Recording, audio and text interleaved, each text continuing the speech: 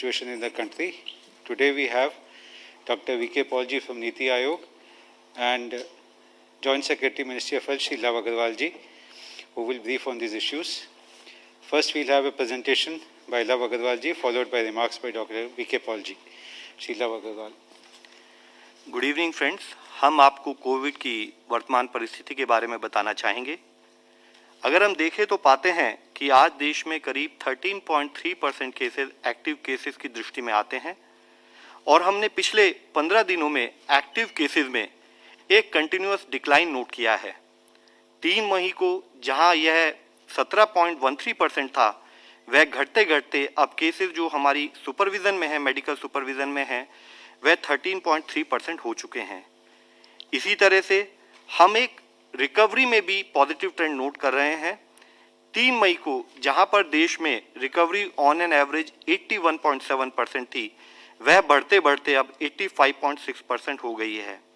यहां मैं आप लोगों की दृष्टि में लाना चाहूँगा कि अगर हम देखें कि आज जितने केसेस देश में पिछले 24 घंटे में रिकवरी की कैटेगरी में आए हैं, वह है 4,22,436, जो कि देश में अब तक की हाईएस्ट रिकवरी है।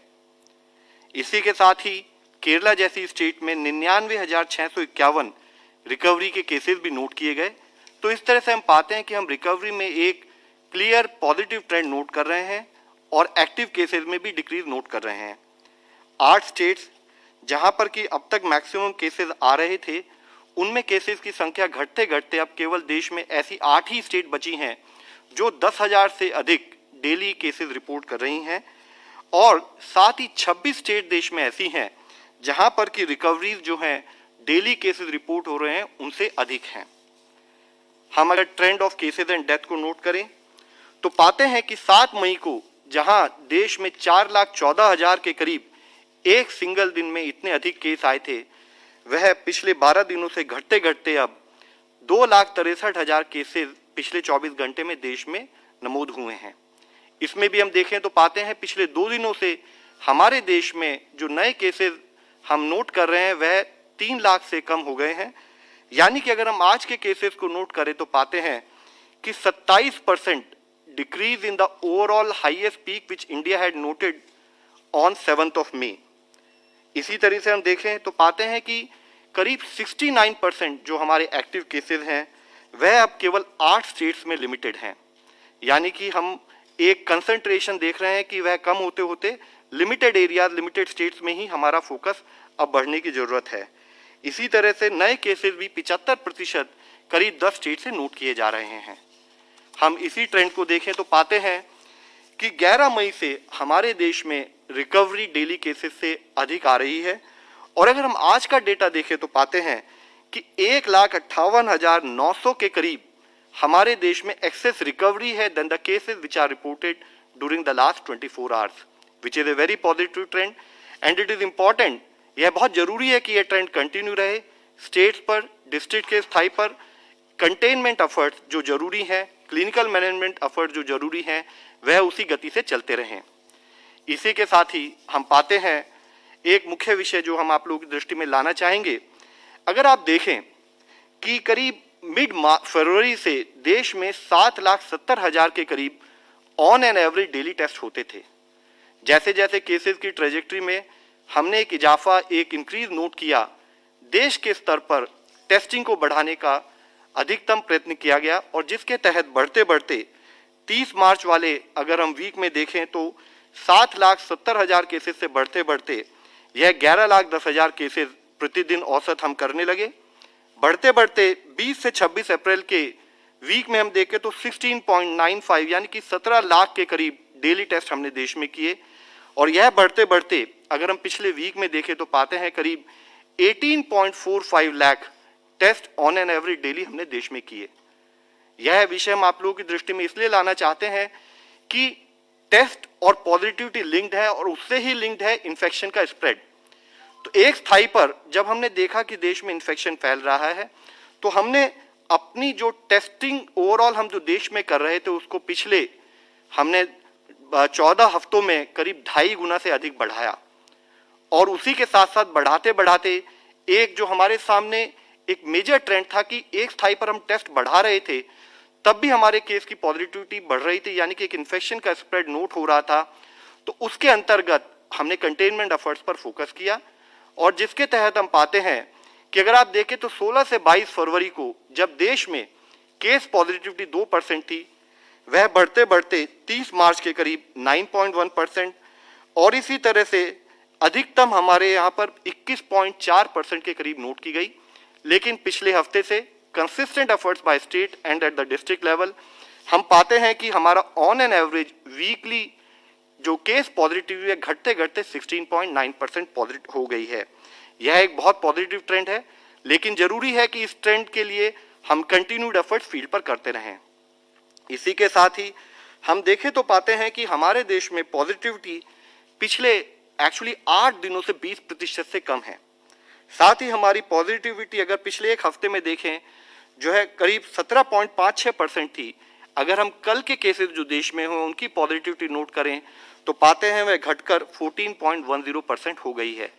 यानी कि यह जो पॉजिटिविटी 14.10% आज देश में नोट की गई है, यह करीब एक महीने बाद हमने इस स्तर पर नोट किया है, जो कि एक बहुत ही पॉजिटिव ट्रेंड है। और जैसे मैंने आपसे सबमिट किया है, बहुत जरूरी है कि उसी स्तर पर हमारे कार्य चलते रहें।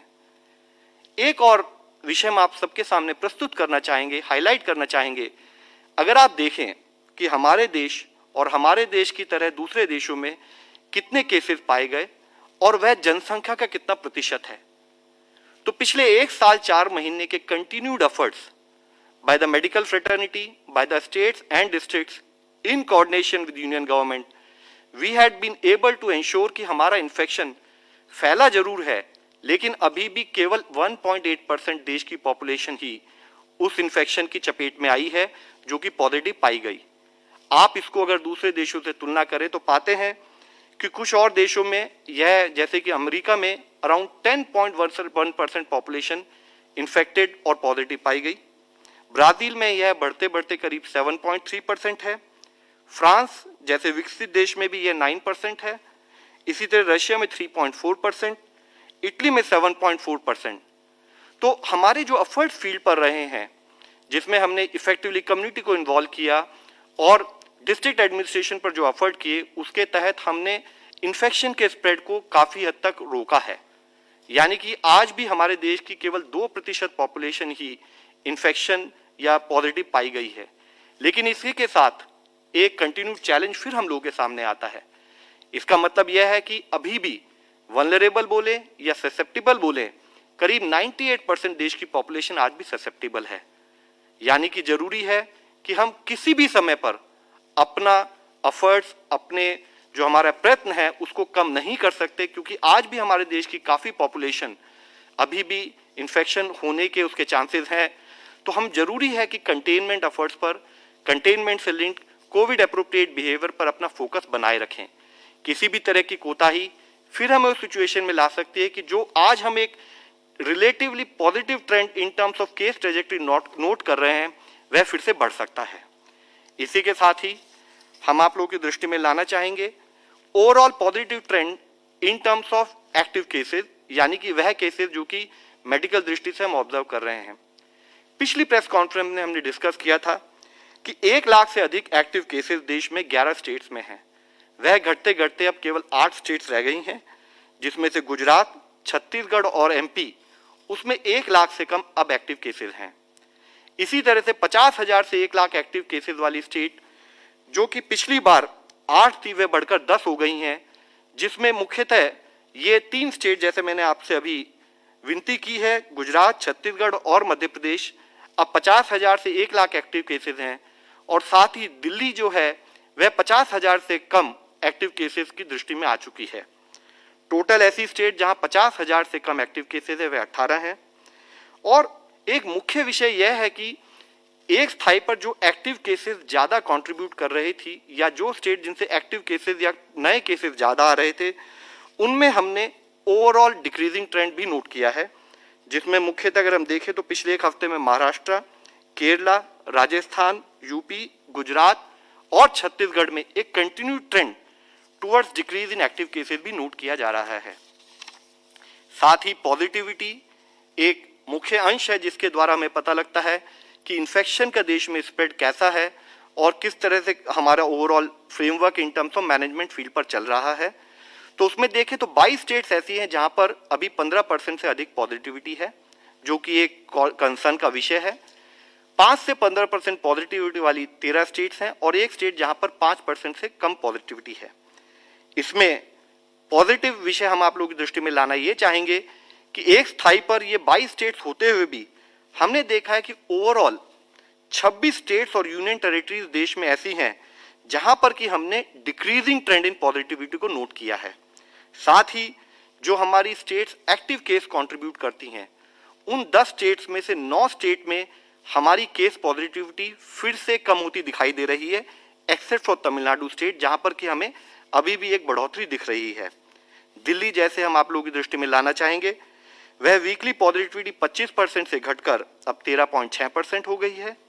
मध्य प्रदेश 24.2 से 15.2% हो गई है। इसी तरह बिहार, झारखंड, यूपी और गुजरात में weekly positivity less than 10% note की जा रही है। इस वीकली पॉजिटिविटी में एक ट्रेंड और हम लोगों के आप लोगों की दृष्टि में लाना चाहेंगे, मुख्यतः एक इंक्रीजिंग ट्रेंड इन वीकली पॉजिटिविटी हम नोट कर रहे हैं अपनी नॉर्थ ईस्ट की स्टेट्स में, जिसमें मुख्यतः मेघालय, त्रिपुरा, मिजोरम, अरुणाचल प्रदेश, सिक्किम और मणिपुर में एक इंक्रीजिंग ट्रेंड नोट किया जा रहा है, जिसके तहत ये इंपॉर्टेंट है कि इन स्टेट्स में हमारे कंटेनमेंट को और सुदृढ़ किया जाए। साथ ही अगर हम देखें कि हमारी कुछ स्टेट्स ऐसी हैं जो कि एक बहुत पॉजिटिव विषय है कि जहां पर एक स्थाई पर केसेस कम हो रहे हैं, दूसरे स्थाई पर इन्फेक्शन का स्प्रेड जो कि हम पॉजिटिविटी के टर्म्स में हाईलाइट करते हैं, उसमें भी कमी नोट की जा रही है। जैसे कि अगर हम महाराष्ट्र में देखें तो 25.5% पॉजिटिविटी घटते घटते अब 15.9% रह गई है। यूपी में 16.6 से 7%, दिल्ली में इसी तरह से यह कम होते होते 13.6%, मध्य प्रदेश में 15.2%, बिहार 7.4% और छत्तीसगढ़ जहां पर कि एज हाई एज 34% पॉजिटिविटी थी, वह घटते घटते 11% रह गई है। यहां हमने 6 स्टेट्स आपके सामने दर्शाई हैं। ऐसी 8 स्टेट्स हैं देश में जहां पर हम देखते हैं कि एक स्थाई पर केसेस कम हो रहे हैं और दूसरे स्थाई पर इन्फेक्शन का स्प्रेड में भी एक कमी हम नोट कर रहे हैं। इसके साथ ही एक रिलेटेड कॉज ऑफ कंसर्न ऐसा भी है कि कुछ स्टेट्स में केसेस भी बढ़ते दिखाई दे रहे हैं और पॉजिटिविटी बढ़ती जा रही है। जिस तरह की मुख्यतः मैंने आपको अभी से पहले सबमिट किया है कि तमिलनाडु देखें तो 14.7% से एक स्थाई पर हम देख रहे हैं उनकी वीकली पॉजिटिविटी बढ़ते बढ़ते 24% के करीब नोट की जा रही है। त्रिपुरा में 3.8 से 10.9%, सिक्किम में 19 से 26%, मिजोरम में 3.4 से 7.8%, मणिपुर में 8.2 से 19.6%। यहाँ मुख्य कंसर्न यह है कि एक स्थाई पर पॉजिटिविटी बढ़ रही है, यानी कि इन्फेक्शन का स्प्रेड नोट किया जा रहा है, दूसरे स्थाई पर यहाँ केसेस की संख्या भी बढ़ रही है। तो जरूरी है कि गवर्नमेंट ऑफ इंडिया ने जैसे कि स्टेट्स को एडवाइस किया है कि हमारे वो continued efforts on stringent action and local containment चलते रहें। एक और ट्रेंड हम आप लोगों के सामने लाना चाहेंगे, कुछ ऐसी स्टेट्स है जहां पर प्लेटोइंग ऑफ केसेस भी है या थोड़ा लिमिटेड राइज इन केसेस है, बट एक पॉजिटिव ट्रेंड के रूप में इन्फेक्शन स्प्रेड में हम कमी नोट कर रहे हैं, जिसमें मुख्यतः हम लाना चाहेंगे आप लोगों की दृष्टि में आंध्र प्रदेश, जो कि 26.4% केस पॉजिटिविटी से घटते घटते 24.1% पिछले एक हफ्ते में नोट किया गया है। वेस्ट बंगाल में इसी तरह से 34 से 31.9% केस पॉजिटिविटी, उड़ीसा में 24 से घटते घटते 23% के करीब, असम में 15.9 से 13.5%, पुडुचेरी में 45.1% से घटते घटते 37% और नागालैंड में 22% से घटते घटते 21%। यहाँ यह जरूरी है कि ये एक अर्ली ट्रेंड है, विच शोज कि अगर हम कंटेनमेंट एफर्ट्स पर ध्यान रखें तो हम अपने केसेस की संख्या को लिमिट कर पाएंगे, इन्फेक्शन के स्प्रेड को कम कर पाएंगे। इसी के साथ ही अगर हम आप लोगों की दृष्टि में लाना चाहेंगे कि देश में ऐसे कौन से जिले हैं जहां पर कि पिछले 2 हफ्तों में केसेस में कमी नोट की जा रही है, जिसमें मुख्यतः अगर आप देखेंगे बिहार में 38 में से 18 जिले ऐसे हैं जहां पर कि केसेस में डिक्रीज नोट किया जा रहा है पिछले 2 हफ्तों में। इसी छत्तीसगढ़ में 28 में से 10 जिले ऐसे हैं जहां पर कि एक डिक्रीजिंग ट्रेंड नोट किया जा रहा है। दिल्ली में 11 जिले हैं, उनमें से 8, गुजरात में 33 में से 8, हरियाणा में इसी तरह से देखें तो एक कंसर्न है कि 22 में से केवल 2 जिलों में डिक्रीजिंग ट्रेंड नोट किया जा रहा है, बाकी जिलों में एडिशनल एफर्ट से डेफिनेटली हम केसेस का नंबर कंट्रोल कर पाएंगे। मुख्यतः इसमें देखें कर्नाटका, केरला, पंजाब, राजस्थान, उत्तर प्रदेश और वेस्ट बंगाल, यह वह स्टेट्स हैं जहां पर कुछ लिमिटेड जिलों में केस का डिक्रीज नोट किया जा रहा है और जरूरी है कि कंटेनमेंट एफर्ट्स पर हमारा ध्यान रहे ताकि हम इन स्टेट्स में भी बाकी जिलों में केसेस को कंट्रोल कर सकें। इसी के साथ ही हम पॉजिटिव ट्रेंड के रूप में एक जिलों का भी आप लोगों के सामने लाना चाहेंगे। ऐसे 199 जिले हैं इस टाइम देश में जहां पर की केसेस भी कम हो रहे हैं और पॉजिटिविटी भी पिछले 3 हफ्तों से कम हो रही है, जिसमें मुख्यतः अगर आप देखें एग्जाम्पल के तौर पर हम बताना चाहेंगे कि नागपुर में जहां 4 हफ्ते पहले करीब केस पॉजिटिविटी 60% थी एवरेज में, वह घटते घटते 19% रह गई है और साथ ही केसेस की संख्या में भी कमी नोट की गई है। नासिक में 38.2% से घटते घटते यह 23.7% हो गई है। ग्वालियर में 39.2% से घटते घटते यह 17.9%, वाराणसी में 35.4% से घटते घटते यह 9.1%। जरूरी है कि ये जो एफर्ट्स फील्ड में चल रहे हैं इनको हम अर्ली साइंस मानते हुए अपने एफर्ट्स, जैसे कि गवर्नमेंट ऑफ इंडिया ने हर स्टेट से रिक्वेस्ट की है कि हमारे एफर्ट्स हो कि हमारी केस पॉजिटिविटी 5% तक रहे, हम एक स्थाई पर अपनी टेस्टिंग बढ़ाते रहें, एक स्थाई पर अपना कंटेनमेंट पर ध्यान रखें ताकि हम ओवरऑल केसेस को मैनेज कर सकें। इसी के तहत वैक्सीनेशन के बारे में बताना चाहेंगे। हमारे एफर्ट्स के तहत अब तक गवर्नमेंट ऑफ इंडिया द्वारा 17.84 करोड़ डोजेज जो कि गवर्नमेंट ने खरीद कर स्टेट्स को फ्री प्रोवाइड की हैं, which is meant for priority age group, यानी कि people above 45 years of age, health care workers और फ्रंटलाइन वर्कर्स को फ्री डिस्ट्रीब्यूशन के लिए स्टेट्स को दी जा चुकी है, वह लग भी चुकी है। साथ ही अराउंड 59.39 लाख ऐसी डोजेज हैं जो कि 18 से 44 एज ग्रुप को स्टेट्स के लेवल पर और प्राइवेट सेक्टर के लेवल पर कोऑर्डिनेट किया जा रहा है। ओवरऑल कोऑर्डिनेशन के थ्रू हम इस लड़ाई को जीतना चाहते हैं। मैं आप लोगों की दृष्टि में लाना चाहूंगा कि ऑनरेबल प्राइम मिनिस्टर ने देश के उन डॉक्टरों से जो कि इंटीरियर एरियाज में, रूरल एरियाज में और 2 टियर और 3 टियर टाउन्स में काम कर रहे हैं, बोथ कोविड और नॉन कोविड सर्विसेज प्रोवाइड कर रहे हैं, उनसे भी इंटरेक्शन किया। उनसे रिक्वेस्ट भी की है कि म्यूकरमाइकोसिस जो कि एक नई समस्या के रूप में उभर कर आ रहा है, उसके बारे में अवेयरनेस स्प्रेड करें, particularly 2 tier and 3 tier towns में भी। साथ ही उन्होंने एक और रिक्वेस्ट की है कि टेलीमेडिसिन तहसील और डिस्ट्रिक्ट लेवल पर बाय यूटिलाइजिंग ट्रेन्ड स्टूडेंट्स और इंटर्न्स उसको प्रमोट किया जाए ताकि हम इन्फेक्शन स्प्रेड को रोक सकें और घर के लेवल पर ही छोटी छोटी समस्याओं के बारे में सिटीजन को हम उनको सर्विसेज प्रोवाइड कर सकें। एक और मुख्य विषय उन्होंने कहा था कि साइकोलॉजिकल केयर इस समय जबकि काफी लोग अपने घर पर हैं या और बहुत से चैलेंजेस से डील कर रहे हैं बिसाइड्स कोविड, उसको भी मेडिकल फ्रेटर्निटी द्वारा प्रोवाइड किया जाए। आज माननीय प्रधानमंत्री जी ने फील्ड लेवल फंक्शनरीज यानी कि डिस्ट्रिक्ट कलेक्टर्स, म्युनिसिपल कमिश्नर्स और साथ में in the August presence of honourable chief ministers कुछ स्टेट के साथ भी चर्चा की, जिसमें मुख्यतः continued focus on local containment, continued focus on aggressive testing और जो भी हम कार्य करें वह कम्युनिटी को साथ लेकर कम्युनिटी इन्वॉल्वमेंट से करें, उसके बारे में फिर से चर्चा की गई। माननीय प्रधानमंत्री जी ने हाईलाइट किया, जैसे इससे पहले भी मैंने आपको सबमिट किया है, कि भी अभी भी देश में बहुत सारी पॉपुलेशन ससेप्टेबल है। जरूरी है कि हम चाहे कितना भी थक जाएं, लेकिन इस बैटल को हमें जीतना है तो जरूरी है कि हम कंटिन्यूड बेसिस पर विजिल रहें। हमें यह ध्यान रखना है कि वायरस नहीं थका है तो हमारे पास भी थकने की ऑप्शन नहीं है, हम उसी बल से उसी शक्ति से काम करते रहें। और माननीय प्रधानमंत्री जी ने एक और मुख्य विषय सब जिलों से रिक्वेस्ट की है कि जिस तरह से केसेस की ट्रेजेक्ट्री मूव कर रही है, जरूरी है कि हम अपने रूरल एरियाज, पेरी अर्बन यानी 2 टियर और 3 टियर टाउन्स और ट्राइबल एरियाज पर भी अपना फोकस, अपनी दृष्टि बनाए रखें।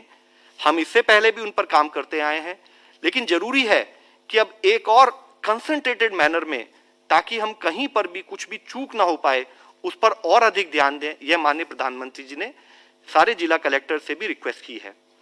इसी के संबंध में आप सबको विदित है, यूनियन मिनिस्ट्री की तरफ से 100 से भी अधिक टेक्निकल सपोर्ट गाइडलाइंस इशू की जा चुकी हैं पिछले 1 साल में, जिसके द्वारा कैसे कंटेनमेंट करना है, क्या टेस्टिंग क्राइटेरिया है, क्या क्लिनिकल मैनेजमेंट है, उनके तहत फील्ड पर काम भी हो रहा है। अब जैसे कि हम देख रहे हैं कि कुछ relative extra ingress higher cases are getting reported primarily from 2-tier towns और 3-tier towns और some limited rural areas, तो जरूरी है कि उसको रीट्रेट करते हुए हम उस पर अपना फोकस और अधिक करें।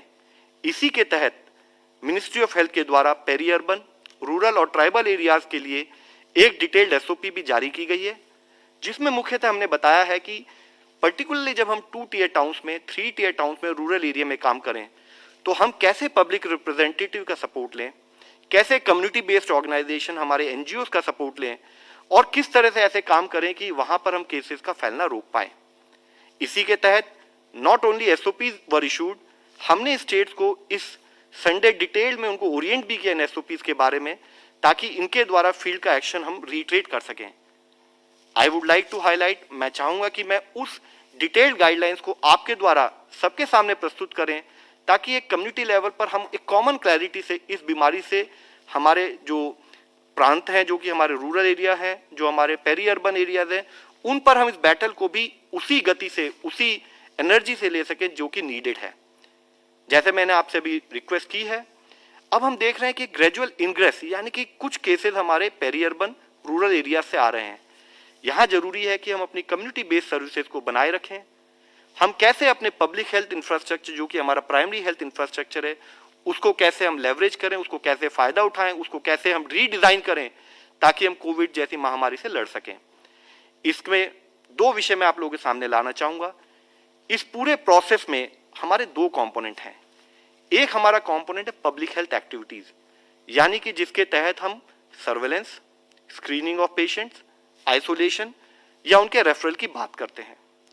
उसी के तहत हमारा एक संबंध उसमें है कि जो केसेस हमारे होम आइसोलेशन में है वह भी हमारा field public health staff monitor करता है। दूसरा है हमारी क्लिनिकल मैनेजमेंट रिलेटेड एक्टिविटीज, जिसके तहत कोई भी अगर पेशेंट हो, वह माइल्ड हो सकता है या एसिम्टोमेटिक है, तो उसके दो तरीके से उसको मैनेज कर सकते हैं। एक है हम उसको होम आइसोलेशन में रखें, दूसरा है कि हम उसको कोविड केयर सेंटर या आइसोलेशन सेंटर उसमें रखें। दूसरे उस टाइप के भी केसेस हो सकते हैं जहां पर कि मॉडरेट केसेस हो, यानी कि बीमारी थोड़ी और वेग के साथ बीमारी थोड़ी और क्रिटिकल दिखाई देती हो, तो उसके लिए हमने डेडिकेटेड कोविड हेल्थ सेंटर जो है स्टेट्स को एडवाइस किया है। साथ ही सीवियर केसेस, ऐसे केसेस जिनमें कि आईसीयू सपोर्ट की जरूरत है, उसको हमने डेडिकेटेड कोविड हॉस्पिटल के द्वारा ट्रीटमेंट के लिए स्टेट को सुझाव दिया है।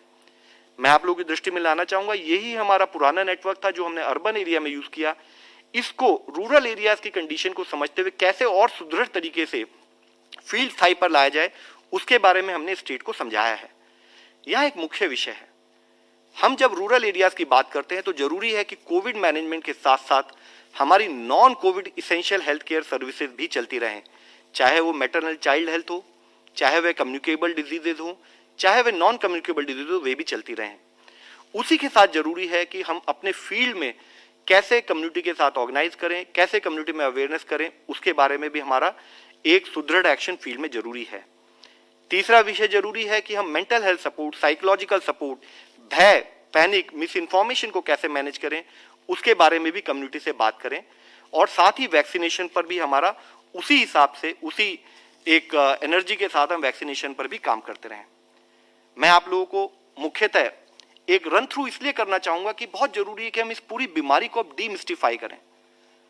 1 साल 3 महीने 4 महीने में हम लोगों ने, हमारे डॉक्टर्स ने, हमारे फील्ड फंक्शनर्स जैसे मैनेज किया, उसको हम सब लोग अगर कॉमन दृष्टि से समझ पाए, हर लेवल पर समझ पाए, तो हम डेफिनेटली इस बीमारी से मैनेज कर सकते हैं। यह मैं आप लोगों से रिक्वेस्ट करना चाहूंगा। सर्वेलेंस के लिए हमने स्टेट्स को एडवाइस किया है कि जो हमारे फील्ड लेवल आशा वर्कर्स हैं, वह विलेज हेल्थ और सैनिटेशन कमेटी के आध्वर्य में वह हर जगह पर इन्फ्लुएंजा लाइक इलनेसेस को मॉनिटर करें, जिसके तहत हमने कहा है जो हमारे सारे हेल्थ एंड सब सेंटर्स हैं वहां पर डेडिकेटेड ओपीडी हो, जिसमें कि कोई भी अगर सिम्टम्स, इन्फ्लुएंजा लाइक सिम्टम्स हो, उनको हम पर्टिकुलर डेज पर मॉनिटर करते रहें ताकि हम अर्ली केस को आइडेंटिफाई कर सकें। एक मैकेनिज्म बनाए जो कि हमारा कम्युनिटी हेल्थ वर्कर है, अगर कोई केस सिम्टोमेटिक लगे तो वह उसको किस तरीके से टेली कंसल्टेशन के द्वारा आइडेंटिफाई करे और साथ में ये बताए कि उसको पर्टिकुलर किस फैसिलिटी पर जाना चाहिए। यानी कि केसेस जिसमें या तो कोमॉर्बिडिटी हो या ऑक्सीजन सैचुरेशन कम दिखाई दे रहा हो, उसको किस फैसिलिटी में जाना है उसको विदित होना चाहिए, उसको मालूम होना चाहिए। साथ ही हमने स्टेट्स को एडवाइस किया कि रैपिड एंटीजन टेस्ट हर हेल्थ फैसिलिटी में, चाहे वह सब सेंटर हो, चाहे हमारे हेल्थ एंड वेलनेस सेंटर हो, प्राइमरी हेल्थ सेंटर हो, वहां पर अवेलेबल किया जाए, जिसके द्वारा हम अर्ली आइडेंटिफिकेशन 10-15 मिनट के अंदर ही अगर कोई केस सिम्टोमेटिक है हम उसको जल्दी आइडेंटिफाई करके आइसोलेट कर सकें। हमने स्टेट्स को एडवाइस ये भी दी है कि जैसे कि पिछले समय में भी अगर कोई हाई रिस्क कांटेक्ट होता है तो उसको कैसे क्वारंटाइन किया जाए, और गांव के लेवल पर अगर कोई क्वारंटाइन फैसिलिटीज बनानी पड़े तो उसको कैसे बनाया जाए। साथ ही होम आइसोलेशन, जैसे हम सबको विदित है, करीब 80 से 85% केसेस एसिम्टोमेटिक या माइल्ड होते हैं, तो उनको हम होम आइसोलेशन में मैनेज कर सकते हैं। उसके लिए हमने कहा है कि गांव के स्थाई पर पल्स ऑक्सीमीटर और थर्मोमीटर्स पंचायती राज इंस्टीट्यूशंस के द्वारा प्रोवाइड किए जाए। साथ ही यह भी किया जाए कि अगर कोई केस पॉजिटिव हो और उनको अपना ऑक्सीजन सैचुरेशन मॉनिटर करना है तो उनको लोन बेसिस पर, चाहे आशा या आंगनवाड़ी वर्कर के द्वारा या वॉलंटियर्स के द्वारा, वह पल्स ऑक्सीमीटर प्रोवाइड किए जा सके। जरूरी है कि पल्स ऑक्सीमीटर का इस्तेमाल करते हुए प्रॉपर सैनिटाइजेशन संबंधित गाइडलाइंस भी उन फैमिलीज को, उन पेशेंट्स को प्रोवाइड की जाए। साथ ही जरूरी है कि हम जो भी हमारे होम आइसोलेशन के केसेस हों उनको हमारे फ्रंटलाइन वर्कर हों या हमारे वॉलंटियर हों या हमारे फील्ड लेवल फंक्शनरीज जो कि टीचर्स हों, वह जाकर इन्फेक्शन प्रिवेंशन को देखते हुए वह जाकर उन पर्टिकुलर पेशेंट को फॉलो करें। हर पेशेंट को एक होम आइसोलेशन किट दी जाए जिसमें डॉक्टर के द्वारा प्रेस्क्राइब की हुई दवाइयों के अलावा कैसे क्या डूज एंड डोंट्स हैं उनके बारे में भी होम आइसोलेशन में बताया जाए। एक सिस्टम यह भी स्टैब्लिश किया जाए कि अगर कभी भी ऑक्सीजन सैचुरेशन 94 से नीचे जा रहा हो तो कैसे उसको हम एक एम्बुलेंस के द्वारा, जो कि 24/7 वर्क कर सकती हो, उसके द्वारा हाइयर लेवल फैसिलिटीज में शिफ्ट कर सकें। साथ ही जरूरी है कि डिस्चार्ज की गाइडलाइंस को प्रॉपरली फॉलो किया जाए। फील्ड लेवल पर बताया जाए कि अगर आप होम आइसोलेशन में हैं, प्रॉपर प्रिकॉशन से रह रहे हैं और पिछले 3 दिन से आपको कोई फीवर नहीं, तो 10 दिन बाद you are effectively discharge as per the discharge guidelines भी सबको विदित किया जाए। माइल्ड केसेस के बारे में, जैसे कि हम सबको पता है, ऐसे केसेस होते हैं जहां पर कि कोई सिम्टम्स तो हैं लेकिन ऑक्सीजन सैचुरेशन 94 से अधिक है रूम एयर में, बिना ऑक्सीजन सपोर्ट के भी 94 ऑक्सीजन सैचुरेशन है, ब्रेथलेसनेस नहीं है।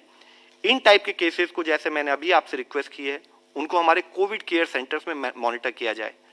ये कोविड केयर सेंटर्स कहाँ बनेंगे, इसके लिए मैं संक्षिप्त रूप में आपको यही बताना चाहूंगा। हमने स्टेट से कहा है कि supervision of primary health centre और कम्युनिटी हेल्थ सेंटर्स के लेवल पर, चाहे वह हमारे लोकल लेवल पर स्कूल हो, कम्युनिटी हॉल हो, मैरिज हॉल हो या पंचायती बिल्डिंग्स हो, वहां पर एक मेकशिफ्ट फैसिलिटीज के रूप में ऐसे केयर सेंटर्स बनाने चाहिए।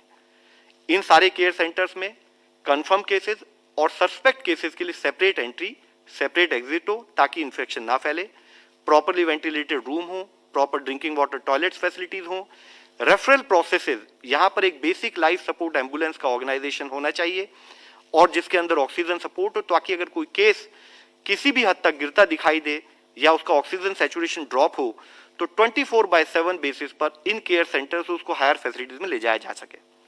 हमने ये भी बताया कि हमारा कम्युनिटी हेल्थ सेंटर उसका नोडल ऑफिसर बने या एएनएम या मल्टीपर्पज हेल्थ वर्कर उसके नोडल ऑफिसर बने, वह सपोर्ट ले हमारे आशा और आंगनवाड़ी फील्ड वर्कर्स का। साथ ही ग्राम पंचायत उसकी अपकीप में सपोर्ट प्रोवाइड करें।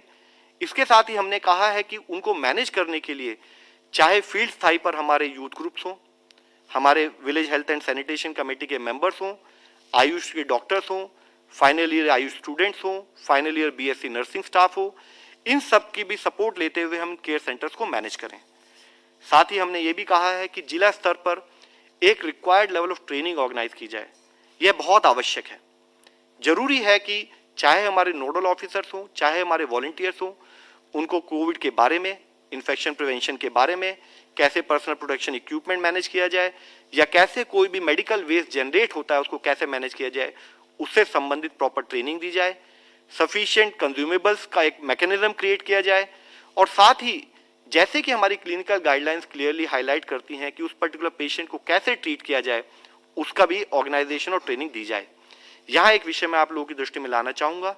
हमने स्टेट से यह भी कहा है, रिक्वेस्ट की है कि इन केयर सेंटर में भी, चाहे ये ऑक्सीजन बेड की इनकी जरूरत अभी नहीं है, तो भी यहाँ पर 2 ऑक्सीजन सिलेंडर या कंसंट्रेटर हर डेडिकेटेड कोविड केयर सेंटर में होने चाहिए, जस्ट इन केस कि अगर किसी पेशेंट की हालत खराब दिखती हो तो जब हम उसे हायर लेवल फैसिलिटी पे शिफ्ट करें तब तक हम उसे मैनेज कर सकें। दूसरे स्थाई पर मॉडरेट केसेस होते हैं। इन मॉडरेट केसेस को हम डेडिकेटेड कोविड हेल्थ सेंटर पे मॉनिटर करते हैं। मॉडरेट केसेस क्या केसेस हैं? वह ऐसे केसेस है जहां पर कि पेशेंट थोड़ा ब्रेथलेसनेस फील कर रहा है, उसे सांस लेने में दिक्कत हो रही है, या उसका ऑक्सीजन सैचुरेशन 90 से 94 के बीच में है। बहुत टेक्निकल विषय है, मैं केवल एक कॉमन मैन लैंग्वेज में आप लोगों की दृष्टि में रखना चाहूंगा। वैसे तो हमारे डॉक्टर सहयोगी जो है वो उसको मॉनिटर करेंगे, but just for our common understanding, जब कभी ब्रेथलेसनेस फील हो रही हो या 90 से 94 तक अगर हम रूम एयर में हमारा ऑक्सीजन सैचुरेशन हो तो हम उसे मॉडरेट की संगति में मानते हैं। उस समय पर जरूरी है कि हम अपने प्राइमरी हेल्थ सेंटर को या हम अपने कम्युनिटी हेल्थ सेंटर को या सब डिस्ट्रिक्ट और ब्लॉक लेवल पर या कोई प्राइवेट हेल्थ फैसिलिटी उस प्रांत में हो, उसको हम डेडिकेटेड कोविड हेल्थ सेंटर बनाएं। उसके लिए हम ऑक्सीजन सपोर्ट बेड प्रोवाइड करें, उन बेड को भी हम एक हायर लेवल फैसिलिटी से मैप करें, लिंक करें, और साथ में इंश्योर करें कि ऐसे बेड्स ऐसे प्रोवाइड किए जाएं कि एक पेशेंट को अधिक दूरी तक ना जाना पड़े इन बेड्स की अवेलेबिलिटी के लिए। और साथ ही हमने यह भी डिटेल में एक्सप्लेन किया अपनी एसओपी में कि कैसे ओपीडी चले और कैसे आईपीडी में 24/7 हम ऑक्सीजन बेड के द्वारा उन पेशेंट्स को मैनेज करें। हमने यह भी रिक्वेस्ट की है कि मिनिमम उस प्रांत में, उस एरिया में जब एक आप ऑक्सीजन सपोर्टेड बेड बनाए तो मिनिमम 30 बेड का आइसोलेशन सेंटर बने, और जैसे जैसे केसेस की ट्रेजेक्टरी दिखे उसके हिसाब से उसको समय अनुसार हम बढ़ाते रहें। इसके साथ ही हमने उनको ह्यूमन रिसोर्स से संबंधित गाइडलाइंस दी हैं, ट्रेनिंग से संबंधित आइडेंटिफाइड एरियाज को रिक्वेस्ट किया है, इन्फेक्शन प्रिवेंशन के बारे में उनसे गाइडेंस दी है, और साथ ही रिक्वेस्ट भी की है कि इस पूरे प्रोसेस को मॉनिटर करने के लिए एक लॉजिस्टिक्स मैनेजमेंट डिस्ट्रिक्ट स्थाई पर मॉनिटरिंग की व्यवस्था भी हो। इसके साथ ही सीवियर केसेस के बारे में जो कि हमारे टर्चरी हॉस्पिटल ऑलरेडी मैनेज कर रहे हैं, वह अभी तक जिला स्थाई पर थे। हमने स्टेट से कहा है जिला स्थाई के अलावा भी आप चाहे जिला के नीचे ब्लॉक हो या कोई और प्राइवेट हॉस्पिटल वहां पर अवेलेबल हो, उनको भी टर्चरी केयर फैसिलिटीज के लिए आईसीयू बेड्स और वेंटिलेटर बेड सपोर्ट के साथ बनाया जाए।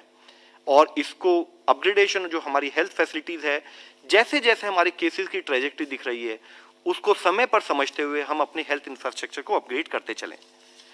एक मुख्य विषय जो मैं आप लोगों की दृष्टि में फिर से रिपीट करना चाहूंगा, रीट्रेट करना चाहूंगा, कि जब हम रूरल प्रांत में काम करते हैं तो हमारे साथ एक एडवांटेज भी है। वह एडवांटेज है हमारा एक, जो हमारे देश के अगर हम देखें कि संस्कृति का पार्ट भी है, फैमिली और कम्युनिटी का जो नेटवर्क हमें वहां मिलता है, हमें उसका भी सदुपयोग करना है ताकि हमारे जो भी एफर्ट्स हो हम उसमें उसको और अच्छे ढंग से फलीभूत कर सकें। जिसके तहत जरूरी है कि हमारा ग्राम पंचायत सेटअप को हम सही ढंग से इस्तेमाल करें, हम उसी के साथ अपने आशा वर्कर्स को उनके सपोर्ट लें, हमारे आईसीडीएस के सपोर्टर्स जो कि छोटे बच्चों की देखभाल ग्रामीण प्रांतों में करते हैं, हम उनकी सपोर्ट और गाइडेंस लें, हमारे स्कूल टीचर्स, हमारे यूथ ग्रुप्स, हमारे सेल्फ हेल्प ग्रुप्स, वह महिलाएं जो कि ग्रुप के रूप में तैयार होकर कोशिश करती हैं कि कैसे वे अपनी इनकम को बढ़ाएं और कैसे वे कम्युनिटी में इन्वॉल्व हों, उनका हम सपोर्ट लें। इसी के साथ ही सोशल और रिलीजियस लीडर्स का सपोर्ट लेते हुए हम एक कम्युनिटी लेवल, जैसे कि माननीय प्रधानमंत्री जी हमें कहते हैं, हम एक ग्रामीण प्रांतों में भी जन आंदोलन, जन भागीदारी का एक मॉडल स्टैब्लिश करें। हमने स्टेट से यही रिक्वेस्ट की है कि पूरा प्रोसेस, चाहे वह सर्विलेंस हो, चाहे क्वारंटाइन मैनेजमेंट हो, चाहे अवेलेबिलिटी ऑफ एसेंशियल कमोडिटी हो, चाहे वह कम्युनिटी लेवल पर स्क्रीनिंग हो, जैसे कि कई स्टेट ने इस पर ऑलरेडी काम भी कर रही हैं, मध्य प्रदेश, हरियाणा, उन्होंने कम्युनिटी लेवल स्क्रीनिंग बहुत डिटेल में शुरू की है। हर कार्य में, चाहे वह हमारे सेल्फ हेल्प ग्रुप हो, यूथ ग्रुप हो और ग्राम पंचायत हो, इन सब के इन्वॉल्वमेंट से हम कार्य करें। साथ ही जरूरी है कि जब हम कम्युनिटी को इन्वॉल्व करके कार्य करें तो हम ये भी देख रहे हैं कि हमारा कुछ इन्फेक्शन जो है, अब एक ट्राइबल एरिया में भी काफी कुछ अगर कुछ केसेस नोट हुए हैं, तो जो ये नेटवर्क हम ग्रामीण प्रांतों में बना रहे हैं, यही सिमिलर नेटवर्क हमारे ट्राइबल एरिया में भी काम करे। लेकिन जरूरी है कि ट्राइबल एरिया के कुछ एडिशनल चैलेंजेस को समझते हुए उस पर हमारा एक एडिशनल फोकस रहे, जिसमें मुख्यतः हमने कहा है कि जो हमारे कम्युनिटी बेस्ड ऑर्गेनाइजेशन है उनको हम फर्दर उनका सपोर्ट लें। जरूरी है कि वह इस पूरे मूवमेंट को ड्राइव करने में हमें हेल्प करें। साथ ही हमारी मेडिकल मोबाइल यूनिट्स जो होती हैं, जिसमें कि डॉक्टर्स होते हैं, फार्मासिस्ट होते हैं, जो फील्ड में जाती हैं, वह अवेयरनेस का कार्य, रेफरल का कार्य, रैपिड एंटीजन टेस्टिंग का कार्य, इन सारे कार्य को साथ साथ mild illness in the local vicinity of community, उसको करने में हमें सपोर्ट दें। टेलीमेडिसिन का इस्तेमाल करें, नॉन गवर्नमेंटल ऑर्गेनाइजेशन जो हमें ऑलरेडी वहाँ पर सपोर्ट दे रहे हैं, हम उनकी हेल्प भी लें, ताकि हम अपने ट्राइबल एरियाज में भी इस इन्फेक्शन को फैलने से और किसी भी विपत्ति को आने से रोक सकें। अंत में मैं आप सबसे एक फर्दर रिक्वेस्ट करना चाहूँगा। हम सबको विदित है कि कोविड की हमारी लड़ाई के जो प्रिंसिपल्स हैं वो शुरू से सेम रहे हैं, जिसमें प्रिंसिपल्स को हम 3 कंपोनेंट में डिवाइड कर सकते हैं। एक है कम्युनिटी लेवल, यानी कि जिसमें सरकार और कम्युनिटी दोनों को मिलकर काम करना है, जिसमें मुख्यतः कम्युनिटी लेवल पर रिक्वेस्ट है कि हम 2 गज की दूरी बना के रखें, मास्क का इस्तेमाल करें, हैंड हाइजीन, अपने हाथों को साफ रखें, जिसको कि हम सोशल वैक्सीन के रूप में कहते हैं, हम उसके तहत इन्फेक्शन को फैलने से रोकें। इन्फेक्शन अगर किसी कारणवश हो भी जाता है तो क्लिनिकल मैनेजमेंट पर, यानी कि हमारे हेल्थ सिस्टम के द्वारा हम उसको मैनेज करने के लिए, चाहे हमारा नेशनल क्लिनिकल मैनेजमेंट प्रोटोकॉल हो, चाहे हमारा हेल्थ सिस्टम इंफ्रास्ट्रक्चर अपग्रेडेशन हो, हम उस पर मिलकर काम करें। हमारी लड़ाई में अब एक और भागीदारी के रूप में हमारे सामने वैक्सीन भी है, उसका भी हम इस्तेमाल करें, उसका भी सदुपयोग करें और जितना भी फिजिबल है हम पब्लिक को कवर करने की कोशिश करें। और अंत में मैं आप सबसे यही रिक्वेस्ट करना चाहूँगा, जैसे माननीय प्रधानमंत्री जी ने कहा है कि एक स्थाई पर वैक्सीन हो, क्लिनिकल मैनेजमेंट हो, ये दवाई भी है, लेकिन दूसरे स्थाई पर कड़ाई भी उतनी ही जरूरी है कि हम इन्फेक्शन के रूट कॉज पर काम करें और इन्फेक्शन को फैलने ही ना दें। हम 2 गज की दूरी, यूज ऑफ मास्क और हैंड हाइजीन को अपने लाइफ में एक प्रिंसिपल्स के रूप में कोविड की लड़ाई के लिए इस्तेमाल करें। धन्यवाद। Dr. V.K. Paul ji. Thank you, Love. Thank you for your extensive presentation and highlighting the pandemic situation as well as the focus on accelerating and intensifying our rural response to the pandemic. So, firstly, as you have visualized, in many states, the pandemic curve is stabilizing. In many states, comprehensive effort at containment, comprehensive effort at testing, restrictions, and all the effort that people of those states are carrying out is resulting in stabilization. Maharashtra, Kerala, Karnataka, Telangana, UP, Delhi, Rajasthan, Bihar, Chhattisgarh, Madhya Pradesh, and so on. We still have a few states where there continues to be concern in terms of the trajectory: Tamil Nadu, Andhra, West Bengal, Orissa, to some extent also Punjab. So it's a mixed picture, but there is overall stabilization. And what we know from scientific analysis, that the reproduction number, is overall below 1 now, which means the pandemic is shrinking overall. And that has happened because there is a huge comprehensive containment effort above all, in addition to managing the cases in home settings and in hospitals. And we are hoping and keeping the case fatality rate reasonably under control, which is also a tribute to our effort of our healthcare workers. That's one part, but we have to be very mindful that when we are achieving declining positivity rate, it is because of the results, because of what we are doing. And that doing cannot be slackened. We cannot again let this go out of hand. So just bear this in mind. It doesn't happen automatically. It happens at the cost of hard work and a collective work and collective systematic effort. आज माननीय प्रधानमंत्री जी ने लगभग 40 जिलों के अफसरान के साथ, टीम्स के साथ बात करी, तो उभर के आता है कि किस तरह की मेहनत हर ज़िले में हो रही है, किस तरह से इनोवेशंस किए जाते हैं। एक पर्टिकुलर स्टेट में ऑर्डिनरी कार्स को लेके एम्बुलेंस बनाए गए, जोनल सिस्टम कहीं पे ऑक्सीजन सप्लाई के और कोऑर्डिनेटेड अप्रोच के करे गए, पंचायती राज के मेंबर्स को कैसे जोड़ा जाए इसके उदाहरण सामने आए, लोगों को सपोर्ट कैसे करी जाए होम केयर में, तरह तरह की उसके एग्जाम्पल सामने आए। तो ये सारा एफर्ट देश में हो रहा है। प्रधानमंत्री जी ने डॉक्टर्स की टीम के साथ भी बात करी थी, लगभग 100, 125, 150 डॉक्टर्स के साथ, 25-30 स्टेट्स, 25 से ऊपर की स्टेट्स के साथ। उसमें भी जो जज्बा दिखता है, पूरी मेहनत दिखती है कि कोविड को भी कैसे संभाला जाए और इन अस्पतालों में नॉन कोविड सर्विसेज को भी कैसे संभाला जाए। इस मुश्किल घड़ी में भी हार्ट ट्रांसप्लांट भी हुए, किडनी ट्रांसप्लांट भी हुए, डायलिसिस भी हुए, डिलीवरीज भी हुई, न्यूबॉर्न केयर भी चलती रही। बहुत बड़ी बात है ये। तो एक इस तरफ नज़र है, और दूसरी तरफ आज एक स्पेशल फोकस आपके सामने प्रस्तुत किया गया है। रूरल इंडिया की टीम्स ने पहले से ही बहुत काम किया है, एसओपीज को फॉलो किया है, रूरल एरियाज को काफ़ी हद तक पेंडेमिक से बचा के रखा, और शुरुआत से ही है। माइग्रेंट वर्कर्स जब घर लौटे, उनको इस तरह से संभाला गया कि संक्रमण ना हो। हमारे आशा वर्कर्स, आंगनवाड़ी वर्कर्स, एएनएम्स ने शुरू से ही काम घर घर में जाके अवेयरनेस, मॉनिटरिंग, एडवाइस, सर्वेलेंस का काम किया है। ये हमारी वर्कफोर्स 10 लाख आशा वर्कर्स की है, 13 से 14 लाख आंगनवाड़ी वर्कर्स की है, और 3.5 लाख लगभग हमारी एएनएम वर्कर्स हैं। इसके साथ जो ग्रास रूट में हमारे एग्रीकल्चर डिपार्टमेंट के लोग हैं, पंचायती राज इंस्टीट्यूशंस के हैं, वॉलंटियर्स हैं, पहले से ही जुड़े हुए हैं। लेकिन आज जो आपके समक्ष रखा गया है कॉम्प्रिहेंसिव थॉट प्रोसेस, वो सब चीज़ों को जोड़ के और जो बेस्ट प्रैक्टिसेस अभी तक सामने आई हैं उसको भी बीच में ला के, और इस परिप्रेक्ष्य में कि किस तरह से very comprehensive and vibrant response can be mounted has been put together.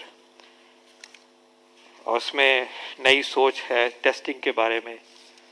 Mobile teams जा सकती हैं, RT-PCR एक जगह है, लेकिन एंटीजन टेस्ट के द्वारा तेज़ गति से फैसले हो सकते हैं। इन सब बातों को सामने रखा गया और टेक्नोलॉजी के द्वारा जुड़ेंगे। और rural ministry of rural development, Panchayati Raj institution, self help groups के साथ जुड़ के, वॉलंटियर्स के साथ जुड़ के, टीचर्स सब मिलके जो काम कर सकते हैं उसकी रूपरेखा बना के सामने रखा गया। इन अ वे, जैसे लव ने कहा, इन चीज़ों को सिस्टमेटिकली ऑर्गेनाइज करना रूरल एरियाज में एक तरह से आसान होता है, क्योंकि सिस्टम जो है वो बड़ा स्ट्रक्चर्ड होता है। शहरों में, मीडियम साइज शहर और बड़े शहरों में सिस्टम में कॉम्प्लेक्सिटी आती है, और ये सारा system largely public health system होता है, और उस पर रेजिलियंस और ऑर्गेनाइजेशनल जो स्ट्रक्चर है वो काम भी आता है। इसलिए इसको ऑर्केस्ट्रेट करना अपनी जगह पे एक तरह से आसान भी होता है।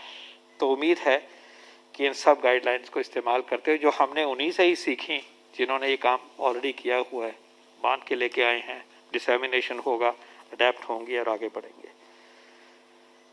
The third point I like to mention is our continued focus on black fungus and mucor. हमने सारे ही स्टेट्स के साथ इस खराब बीमारी की चर्चा करी। हमने कई तरीकों से डॉक्टर्स को अवगत कराया और जानकारी दूर दूर तक पहुंचाने की कोशिश करी। एम्फोटेरेसीन बीन की अवेलेबिलिटी पे खूब पुश है, और अभी तक इतना नंबर नहीं है, लेकिन इसको आगे नहीं बढ़ना है। हम इसको we cannot take it for granted. There are a large number of cases. We learned that when a combination of diabetes, uncontrolled in particular, COVID and steroid use comes up, the likelihood of this infection becomes a possibility, a likelihood. So इसके ऊपर सबसे पहले कि diabetes जिसको भी है वो अपना कंट्रोल में रखे। वो वैसे भी अच्छा है, कोविड या नॉन कोविड, उससे आप आंखें बचती हैं, किडनी बचती है, हार्ट बचता है, और भी उसके जो खराब असर है वो कम होते हैं। कोविड के दौरान अनकंट्रोल डायबिटीज से वैसे भी रिस्क है, ब्लैक फंगस हो ना हो, कोमोबिडिटी जो प्रीडिस्पोज करती है डेथ को, उसके ऊपर इसका असर है, बढ़ जाती है। यंग उम्र वाला भी प्रीडिस्पोज हो जाता है एडवर्स आउटकम के लिए। और उसके साथ अगर हम इरेशनल यूज़ ऑफ स्टेरॉइड्स करते हैं, टाइम से पहले देते हैं, टाइम से ज़्यादा देते हैं, फालतू में देते हैं, डोज ज़्यादा देते हैं, तो ये समस्या खड़ी हो सकती है, होती है। तो इसको हमें रिजॉल्व करना चाहिए कि हम इस बीमारी को बचाएंगे, इस बीमारी को हम नहीं होने देंगे। इससे हम अपने देश को, प्रदेशों को जहाँ पे ये समस्या कम है, बचाएंगे। और रैशनल ट्रीटमेंट करना है। ये डॉक्टर समाज के ऊपर इसकी बहुत बड़ी जिम्मेवारी है, लेकिन आम व्यक्ति को भी पता होना चाहिए कि इन दशाओं में ये चीज़ भी आती है और उसकी वजह से आँख का नुकसान हो जाए, मुंह का नुकसान हो जाए, ब्रेन में वो चला जाए फंगस ट्यूमर की तरह बन के, वो ठीक नहीं है, सर्जरी कॉम्प्लेक्स है। तो इसको हम आज फिर याद दिलाते हैं कि इसके बारे में हेल्थ प्रोफेशनल्स, कलीग्स की जिम्मेवारी, समाज की जिम्मेवारी, अवेयरनेस की जिम्मेवारी है। स्टीरॉयड को ठीक तरह से यूज़ करने की, डेक्सोना, प्रेडनिसोलोन, मिथाइल प्रेडनिसोलोन, बहुत इंपॉर्टेंट बात है, इनको लाइटली नहीं लीजिए। ये हमने हमेशा से कहा है, हमारे हेल्थ प्रोफेशनल्स, एक्सपर्ट्स ने हमेशा से कहा है, और इस बीमारी को हमने बढ़ने नहीं देना है। इसको जितनी हो गई, लगभग इसको हम ना होने तक ले जा सकते हैं अगर हम इसको रिस्पॉन्सिबल तरीके से टैकल करें, और अभी टाइम है। तो ये आज दोबारा फिर अपील करते हैं।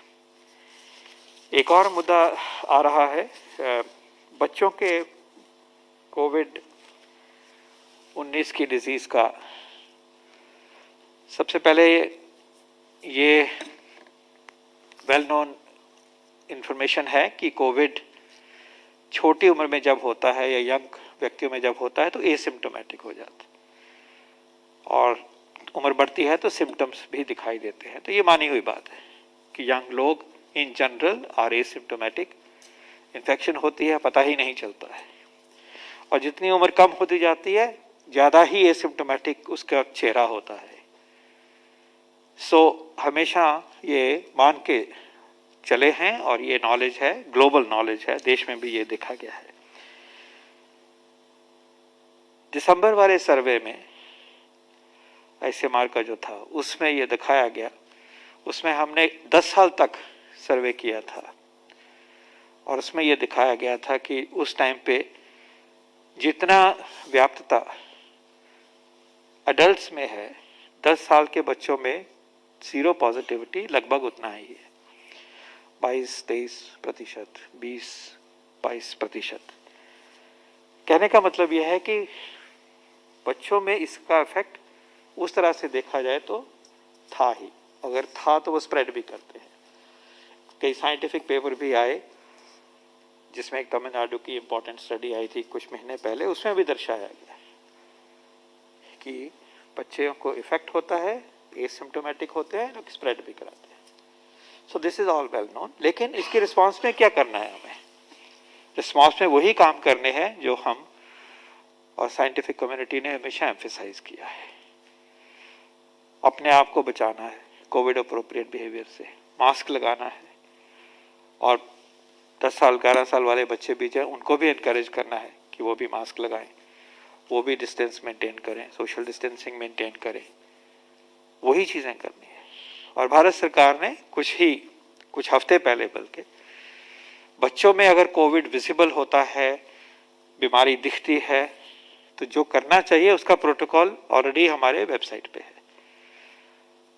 साफ सुथरा, clear cut, science driven, evidence driven protocol is already available, and that should be followed. Should the children have these symptoms. और ये अनकॉमन है कि सीवियर डिजीज हो, लेकिन हो तो उसको भी समझाया गया कि कैसे टैकल करना है। इसके अलावा जो कोवैक्सीन है हमारा वैक्सीन, उसको परमिशन दी गई है कि वो बच्चों में आप ट्रायल आगे लेके जाएं।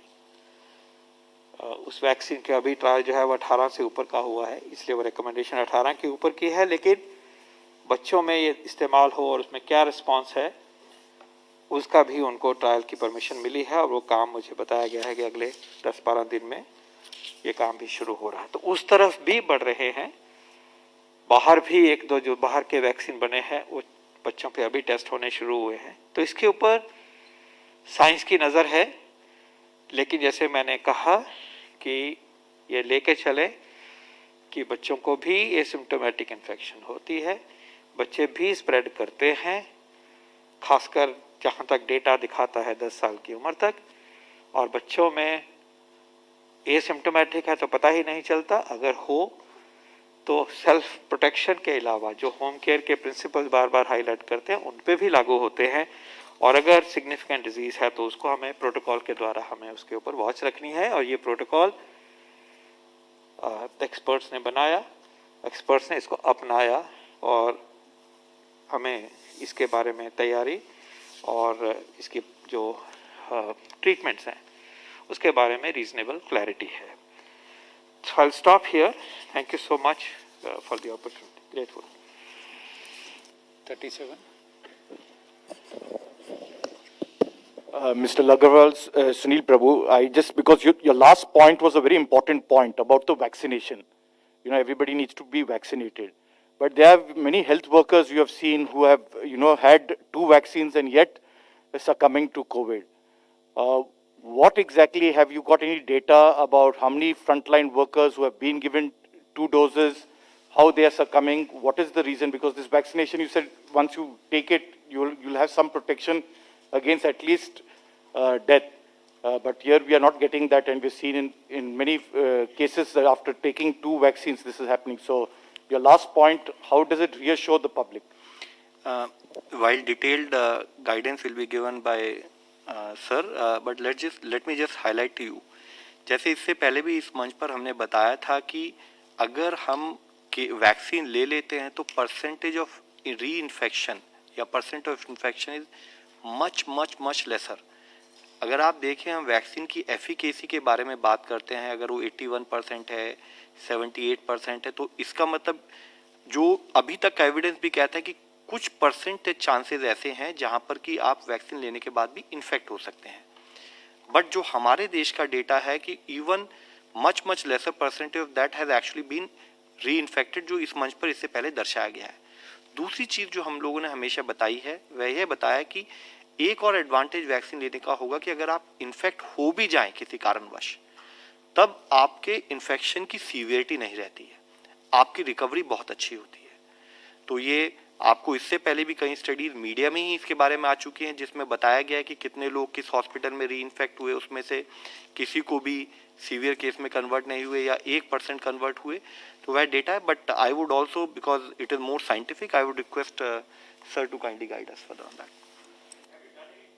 इस मंच से डॉक्टर भार्गव ने कुछ दिन पहले शेयर किया था.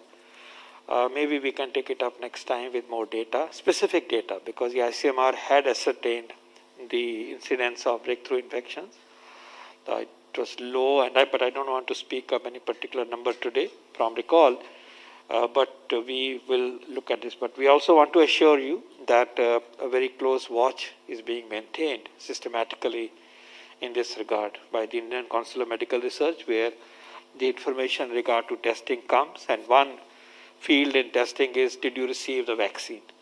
So there is a way to know it, and updated insights on this can be provided. But I like you to remember what Dr. Bhargav had said a few weeks ago, the small incidents that occur. But you're right, in a dynamic situation, we should watch it very carefully. And as Love said, that the vaccines are protective to an extent. The efficacy rates are of a certain level, and therefore in an overwhelming situation, that risk remains, and that's why we continue to take additional precautions as well to make sure that we are protected. Thank you.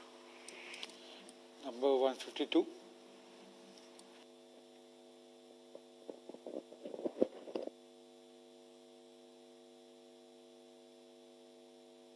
Trend को लेकर बात होती है, positive खबरों को लेकर बात होती है, आंकड़ों में बैलेंस नहीं रखा जाता सर. ये नहीं बताया जाता कि जो लोग मरे हैं वो हाईएस्ट हैं, ये नहीं बताया जाता. घर उजड़ रहे हैं, लोग तबाह हो रहे हैं. 314 रुपए का इंजेक्शन 14,000 में लोग खरीद रहा है, ब्लैक फंगस का इंजेक्शन.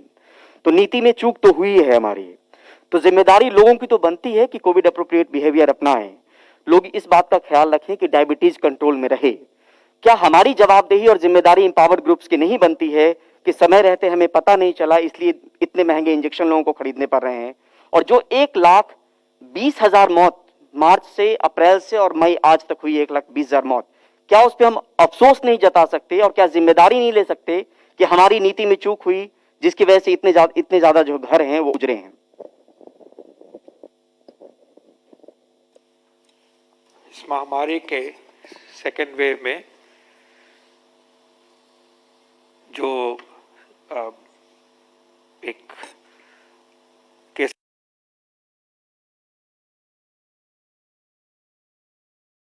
बढ़े, केसेस का चैलेंज आया है, देश ने उसको संभालने की पूरी कोशिश की है।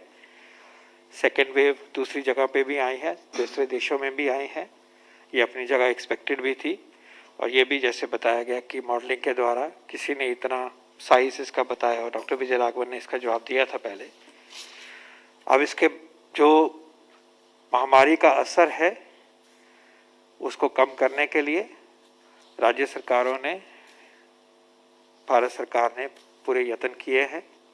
People of India have worked hard as one nation, one team, and yes, we'll face.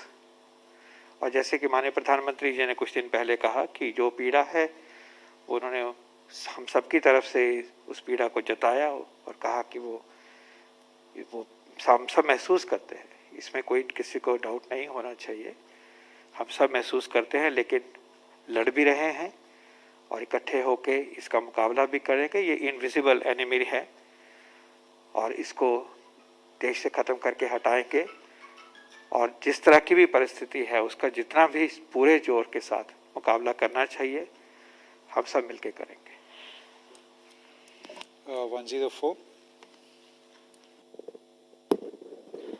Sir, मैं ब्रह्म प्रकाश हूँ जी न्यूज़ से। मेरा सवाल यह है कि एक वायरस के सिंगापुर वेरिएंट की भी बात हो रही है, इसमें क्या सच्चाई है? ये कहा जा रहा है कि बच्चों पर ज़्यादा असर करेगा तीसरी लहर के रूप में, और कर्नाटक में भी देखा गया है बच्चों के ज़्यादा मामले आने लगे हैं। तो सर, इसकी क्या सच्चाई है? और दूसरा सवाल अब मेरा हेल्थ मिनिस्ट्री से है कि कई राज्यों से ऐसा खबरें आ रही हैं कि वहाँ मौतों का आंकड़ा दबाया जा रहा है, डेटा सही नहीं आ रहा है। क्या हेल्थ मिनिस्ट्री का दबाव है या हेल्थ मिनिस्ट्री को ये पता है कि कई राज्य डेटा सही नहीं भेजते हैं? जवाब दे दूं, हम लोग वी आर एग्जामिनिंग ये जो रिपोर्ट जिसको आपने रेफर किया है, उन्होंने किस पर्टिकुलर वेरिएंट का कहा है उसके बारे में ऑथेंटिक बात इंफॉर्मेशन होगी rather than from unconfirmed sources, उसका जवाब देंगे। लेकिन जो बच्चों में कोविड का प्रभाव है उसके बारे में मैंने कोशिश करी कि मैं आपको क्लियर करूं what is known and how to respond to it, how we have the protocol, we have awareness, we have trained pediatricians, we have had webinars directed at child related COVID disease and so on.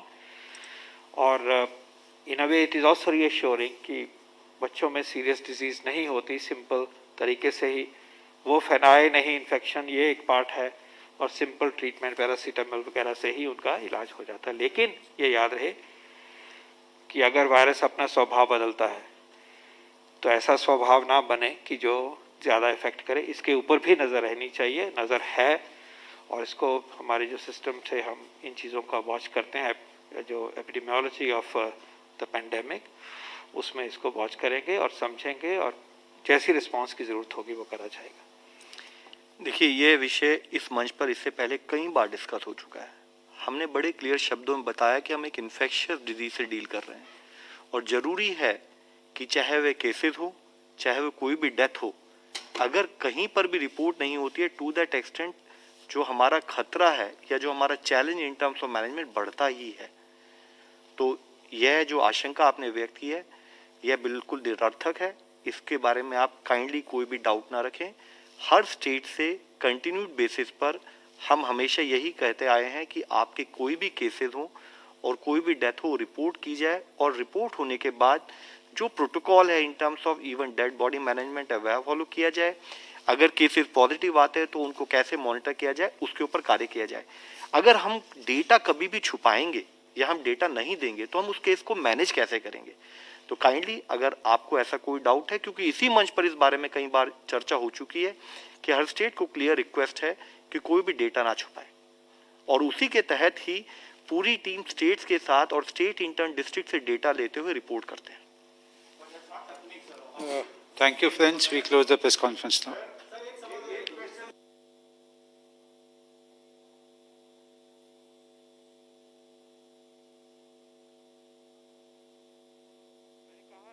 बच्चों का देखिए करना क्या है उसको clarify कर दिया, ठीक है। बाकी जो उस स्ट्रेन के बारे में थोड़ी इन्फॉर्मेशन आने दीजिए, उसको एक्सप्लेन करेंगे। जो कौन सा स्ट्रेन उन्होंने कहा है ये, उसके बारे में विल क्लैरिफाई। कोई ऐसा इश्यू नहीं है।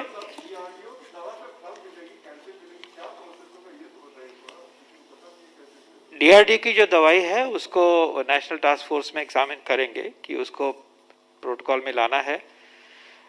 उसका डेटा देखने के बाद में डीसीजीआई ने उसको अप्रूव किया है, डेटा देख के करा है, और जैसे ये प्रक्रिया पूरी होती है सामने लाई जाएगी।